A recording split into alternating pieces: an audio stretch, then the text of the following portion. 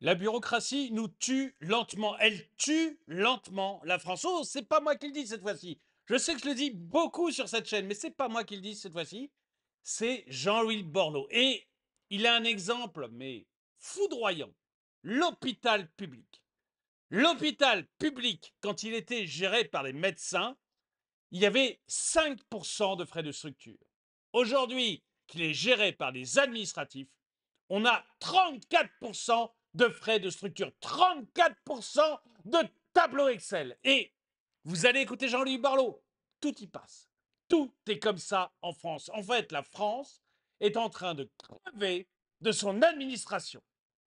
Bonjour et bienvenue dans cette nouvelle vidéo de DME en direct. Comme toujours, si vous n'êtes pas abonné, je vous suggère de le faire et de cliquer sur la cloche pour être prévenu lorsque je sors une nouvelle vidéo. Et si vous voulez comprendre un petit peu mieux l'économie, voir très rapidement en 5 minutes ce qui est très important de savoir cette semaine en économie, inscrivez-vous à la newsletter DME. Le lien est gratuit, il est dans la description, c'est totalement gratuit. Et en fait, ma promesse, c'est que en 5 minutes, je vous donne les 3 informations essentielles de la semaine, plus une idée d'investissement. Point, rien d'autre. Pas de blabla, pas de chichi, 5 minutes, un mail qui vous arrive une fois par semaine, le jeudi matin. Si ça vous intéresse, inscrivez-vous, c'est gratuit. Donc, je vais revenir à notre cher Jean-Louis Borloo. Vous savez, je dis souvent ici que le problème principal de la France, c'est sa bureaucratie.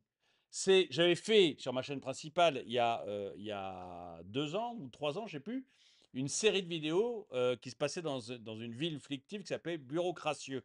Parce que la bureaucratie prenait toute la place. Et c'est vraiment ça la France, en fait. La bureaucratie prend petit à petit toute la place et elle dévore ses enfants. Et là, si moi je le dis souvent, là, vous allez pouvoir entendre Jean-Louis Borloo qui dit exactement la même chose. Et il explique justement ce qui se passe avec les commissariats, ce qui se passe avec l'hôpital. Et l'hôpital, c'est merveilleux parce que l'hôpital, c'est vraiment, vraiment ce que je dis régulièrement. Je dis que le problème de l'hôpital, c'est pas le budget. On donne largement autant d'argent en France que dans les pays comparables. Il y a autant d'argent par habitant en France que dans les pays comparables pour l'hôpital. Donc notre problème, il n'est pas là. Notre problème, c'est que l'on a donné l'hôpital non pas aux médecins, mais aux administratifs. Et les administratifs, la première chose qu'ils ont fait, c'est embaucher des administratifs, embaucher de la bureaucratie, embaucher du tableau Excel, embaucher de la paperasse, embaucher des gens pour cocher des petites cases. Et ça, petit à petit, ça fait gonfler la taille de l'administration. Et l'administration a tué l'hôpital, ou est en train de le tuer. Il est déjà à terre, hein, il n'y a plus qu'à l'achever. Je lui fais confiance, l'administration arrivera à le faire. Mais vous allez voir que c'est parlant. Et ce que j'ai trouvé fantastique dans cette vidéo, effort privé, gâchis public, ce que j'ai trouvé fantastique dans cette vidéo, c'est que c'est exactement ce que je vous dis. Exactement ce que je vous dis. Donc du coup, ça me renforce dans mon idée que le problème en France n'est pas le fait que l'on ne donne pas assez de moyens, qu'il n'y ait pas assez de moyens pour l'hôpital ou pour d'autres choses. Non, non. Il y a tout simplement une bureaucratie qui nous tue. Je vais vous montrer ce que dit Borloo. C'est un tweet de François Monboise. Je ne le connais pas, François Monboise, mais c'est tombé sur mon truc et j'ai trouvé ça très, très intéressant. Lorsque l'hôpital public était dirigé par des médecins, on avait 5% de frais de structure. On a décidé de le confier la gestion à des administratifs. On est à 34%. Borloo se lâche sur le besoin de simplification. Et donc, c'est sur le Sénat, hein. Donc, c'est au Sénat qu'il fait cette déclaration. Je vous le fais écouter. Lorsque l'hôpital public était, il y a 17 ans, dirigé par les médecins, et puis l'élu local, était à 5% de frais de structure, et qu'on a décidé de confier à des administrateurs civils, l'école de Rennes, pour ne pas, mais pas seulement, un système de gestion de l'hôpital, eh bien, nous sommes passés par des systèmes de gestion interne, de nomenclature, de 5% à 34% de frais de structure des hôpitaux français. Quand vous On est passé de 5% à 34% de frais de structure. C'est-à-dire des gens qui vont jamais voir un patient. Vous avez plus d'un salarié sur 3 maintenant dans les hôpitaux français qui ne vont jamais voir un patient. À Paris, c'est 1 sur 2 à la PHP, si mes sources sont exactes. Hein. Mais 1 sur 3 sur l'ensemble de France ne voit jamais un patient. En Allemagne, c'est 1 sur 4. Donc c'est déjà plus léger. C'est encore très lourd, mais c'est déjà beaucoup plus léger. Et pourtant, l'Allemagne, en point de vue bureaucratie, en principe, elle est forte.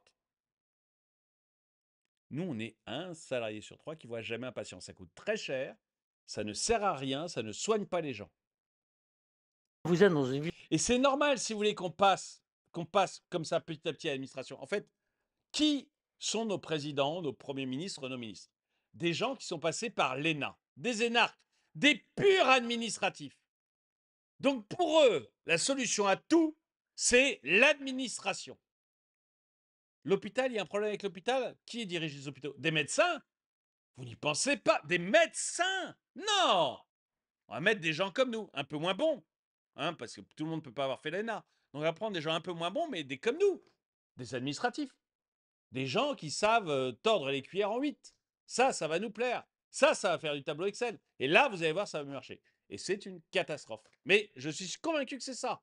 Je suis convaincu que c'est ça. C'est-à-dire que c'est vraiment des gens dont toute la formation d'énarque a été l'administration, le fait de trouver l'administration merveilleuse, des gens qui ont fait toute leur formation là-dedans, ensuite toute leur carrière dans l'administration, ont voulu mettre au poste important des coûts, des dépenses importantes comme l'hôpital, des gens qui leur ressemblent, moins bons, parce que ce n'est pas les mêmes salaires, donc moins bons, mais qui leur ressemblent.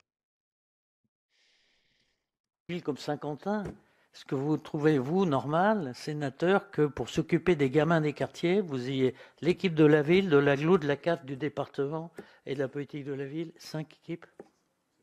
5 équipes. Là aussi, quand on vous dit qu'on délaisse les quartiers, honnêtement, 5 équipes. Ces gens-là, mais on déverserait sur nos campagnes autant de fric que ce qu'on a pu déverser dans le 93 ou dans tous ces quartiers pourris où ne sévissent.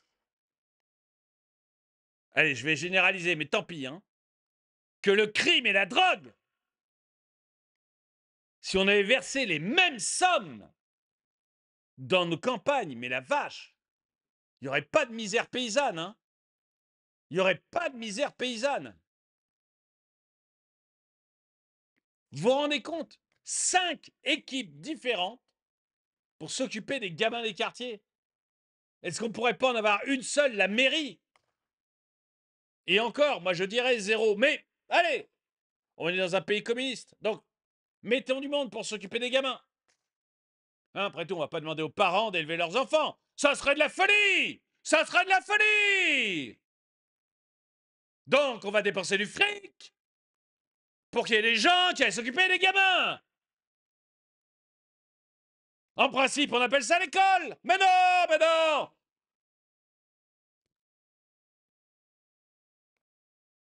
Faut aussi s'occuper de le week-end et le soir.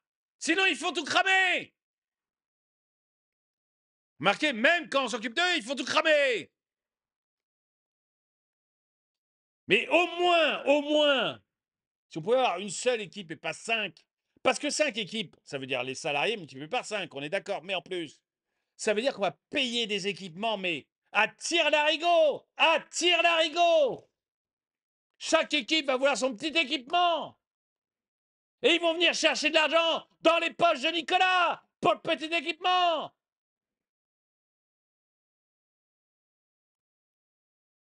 Et aux prochaines victoires du PSG, ces gamins viendront raser Paris.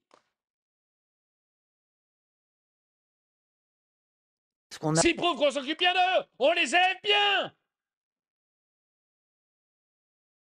On n'a pas, nous, tous, à faire le bilan. Est-ce que notre décentralisation, dite comme telle, de faire à Jean-Pierre Raffarin et à quelques lois complémentaires, est-ce qu'on ne peut pas faire un peu le bilan? Est-ce qu'on n'est pas dans un espèce de maquis impossible pour aider les mamans? Si on transfère du pouvoir, de l'argent, transférons le pouvoir législatif ou normatif qui va avec.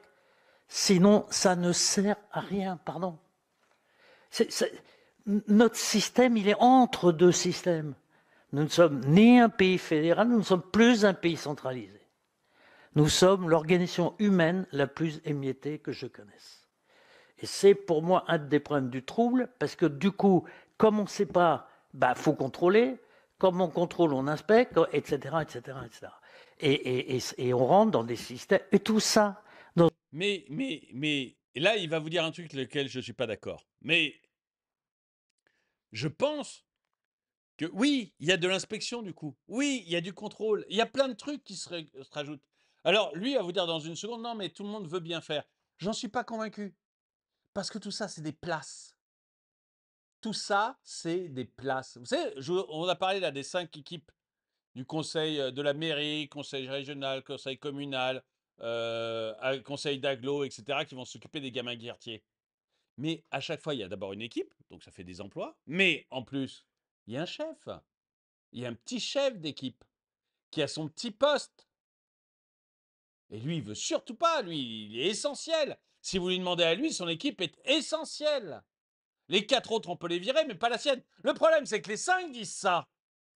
Et ils ont leur petit chef. Et si vous prenez les trucs dans toute l'administration, en fait, à chaque fois, tu as des postes de contrôleurs. Et puis, il y a un chef contrôleur. Et donc, tout ça, ça donne aussi des emplois aux copains. Parce que le chef contrôleur, il va gagner un maximum d'argent. Un argent qu'il n'aurait sûrement pas dans le privé, parce qu'il est nul. Mais il est dans le public. Donc, il n'y a pas de vérification de sa capacité. Et il va toucher un peu de fric. Et donc, là, Jean-Louis Borloo va nous dire, non, mais tout le monde essaie de bien faire. Non, non, non, je ne crois pas. Je crois qu'il y a des gens qui essaient de bien faire. Je crois. Alors, je vais tempérer ce que je dis. Je pense qu'il y a des gens qui essayent de bien faire. Il y a des gens qui veulent bien faire en France et qui sont désespérés de voir l'état de l'administration. Je pense que dans l'administration, il y a des gens qui veulent bien faire et qui sont désespérés de l'état de l'administration. Mais, il faut quand même faire attention à tous ceux qui profitent de ce système. Tous les chefs, tous les petits chefs et les grands chefs, qui, si on remettait le système à plat, se feraient tout simplement virer. Vous savez, l'administration et les hôpitaux, là, les 34% d'administratifs au lieu des 5 quand c'était des médecins. Tous les chefs d'hôpitaux, tous les directeurs d'hôpitaux qui ne sont plus des médecins, ils sont totalement contre le fait qu'on remette des médecins. Attendez, c'est leur job, leur manger, leur petit pouvoir, leur réunion dans la ville, parce que de coup, ils deviennent des notables de la ville. Donc il y a toutes les soirées avec les canapés à manger. Il y a toutes les dorries. Ça se dit les dorries, oui, toutes les dorries qui sont là. Et ils ne veulent surtout pas renoncer à tout ça. Donc il y a quand même des gens dans l'ensemble, je ne dis pas que tous les directeurs d'hôpitaux sont comme ça, mais vous voyez, il y a quand même dans l'ensemble des gens qui, dans l'ensemble, qui disent non, non, attendez. Oui, on peut changer les choses chez le voisin, pas chez moi. Moi, je suis essentiel. Et il y en a un paquet, mais vraiment un paquet, qui sont comme ça. Donc je ne suis pas sûr que tout le monde essaie de bien faire, Jean-Louis. Je pense qu'il y a des gens qui essayent de bien faire dans l'administration et qui sont désespérés, mais je ne suis pas certain que tout le monde veuille. Dans une totale bonne foi. Le pire de tout ça, c'est que tout le monde est de bonne foi. Tout le monde se donne du mal. Tout le monde travaille. Tout le monde est angoissé de ne pas réussir. C'est ça qui est extraordinaire. Donc je pense qu'on a un problème de système. Je ne suis pas convaincu que les économies soient à trouver dans chaque ministère, ou dans chaque opérateur, ou dans chaque avance. Je pense que notre sujet, c'est notre désorganisation générale qui nous amène à avoir des systèmes de contrôle, de régulation, de coordination, de cabinets, de communication, de justification d'existence absolument terrifiantes. Moi, je l'ai chiffré à 150 milliards. Il y a 20 ans, dans sa grande sagesse, le ministère de l'Intérieur décide la grande opération des commissariats de France, en commençant par les 20 les plus impossibles de France.